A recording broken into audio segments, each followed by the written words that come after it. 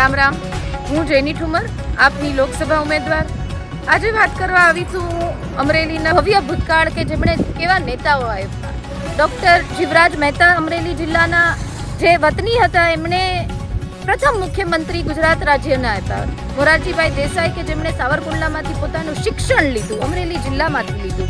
એના પછી દ્વારકાદાસભાઈ પટેલ સાંસદ રહી ચૂક્યા, મનુભાઈ કોટડિયા સાંસદ રહી ચૂક્યા, આદરણીય નવીનચંદ્ર રવાણી સાહેબ, ભગવાન બાપા કસવાલા, દિલીપભાઈ સંઘાણી, રૂપાલા સાહેબ, એના પછી નારણભાઈ, વિરજીભાઈ ઠુમર, આ બધા જ નેતાઓએ અમરેલી જિલ્લાને આગળ ધપાવવાનું કામ કર્યું. નેતા વિપક્ષ તરીકે જ્યારે સત્તામાં નહોતા ત્યારે વિપક્ષ તરીકે પરેશભાઈ ધાનાણીને પણ આ નેતૃત્વ કરવાની તક મળી. ત્યારે અમરેલીના આવા ભવ્ય ભૂતકાળ જ્યારે રહેલો છે, વારસો છે, જે દેશમાં અને ગુજરાતમાં નામ રોશન થયું છે. અમરેલીના ભારતીય જનતા પાર્ટી દ્વારા જે ઉમેદવાર આપવામાં આવ્યા કે જેમને 1995માં માનનીય કેશુબાપા મુખ્યમંત્રી બન્યા હતા, એના બદલે બોલે છે કે 2095માં મુખ્યમંત્રી બન્યા. હું આપને બે હાથ જોડીને હૃદયપૂર્વકની વિનંતી કરવા માટે આવી છું આપની ઉમેદવાર તરીકે કે અમરેલી જિલ્લાને વિકાસની હોડમાં લઈ જવા છે. એની જિલ્લાની ગતિ થઈ છે, પણ પ્રગતિ થવા માટે ઘણા બધા સંઘર્ષો કરવાના બાકી છે. અમરેલીને પોતાના વિકાસ માટે ક્યાંક બ્રેક ન લગાવવી પડે, આપનો નિર્ણય આપણે કરવાનો છે. 7 તારીખે જ્યારે મતદાન કરવા જાઓ ત્યારે આપણી આવનારી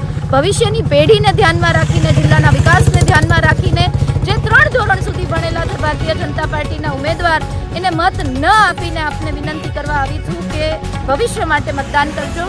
આપનો ખૂબ ધન્યવાદ.